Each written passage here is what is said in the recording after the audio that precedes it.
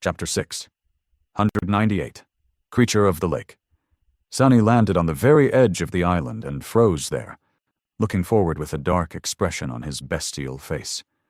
The others remained silent, too, feeling his unease and tension. The land in front of them seemed tranquil, beautiful, even. There was an expanse of vibrant green grass, and some distance away it made way for the calm waters of a vast lake. Its surface was perfectly still and reflective, making it seem as though a piece of the blue sky above had somehow gotten embedded into the ground. A gentle wind caressed their faces, and nothing broke the peaceful silence except for the rustle of grass and the distant rattling of chains. And yet Sunny couldn't help but feel a sense of imminent danger. He sighed, and then glanced at his friends with uncertainty. "Should we summon our armor and weapons?" Kai hesitated for a moment, then said, "Wouldn't that be seen as a sign of distrust and hostility? Pure heart, pure thoughts, whatever that means, does not seem to fit with being armed and ready for a fight." Sunny grimaced.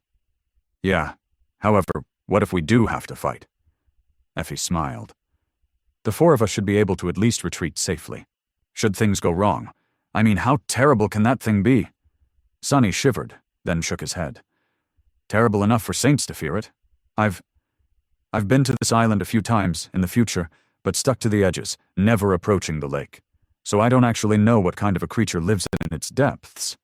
However, I did see bones laying on the shore, and just those bones alone looked like they had belonged to things I would not want to meet." He hesitated for a while, then glanced at Cassie. "What do you think?" The young woman tilted her head a little, then said calmly, "I don't feel any danger. Maybe Noctis was honest this time." Sunny sighed. Cassie's intuition had guided each of them through countless dangers unscathed. If she felt that it was safe, there was a good reason to listen. That didn't mean that he had to be happy about it, though. "All right, no weapons or armor for now. Just pure thoughts." Together they crossed the stretch of land between the edge of the island and the shore of the lake, stopping just a few steps away from the calm water.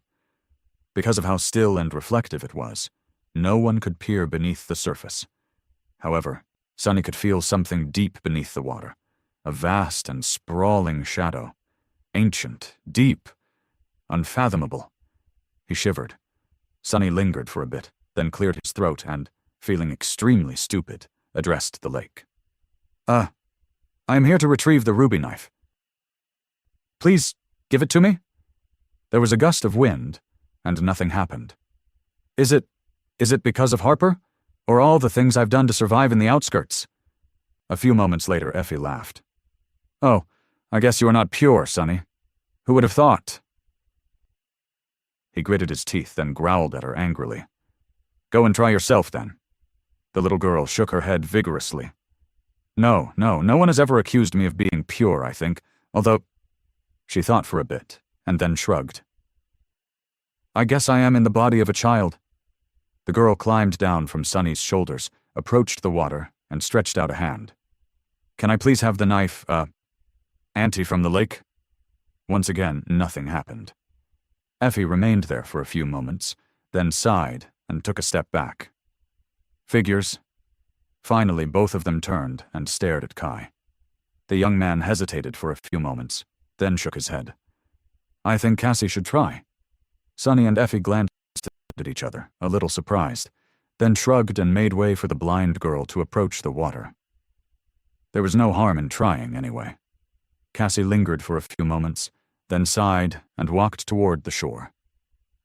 Stopping mere centimeters from the calm water, she lowered her head and said simply, "I am here for the ruby knife." At first, Sunny thought that she had failed as well. But then, the young woman suddenly paled and took a step back. There was a ripple on the surface of the lake, and although the vast shadow hidden within it did not move, something suddenly appeared from beneath the water. A pale, white hand that held a long knife, which seemed to be made of solidified blood.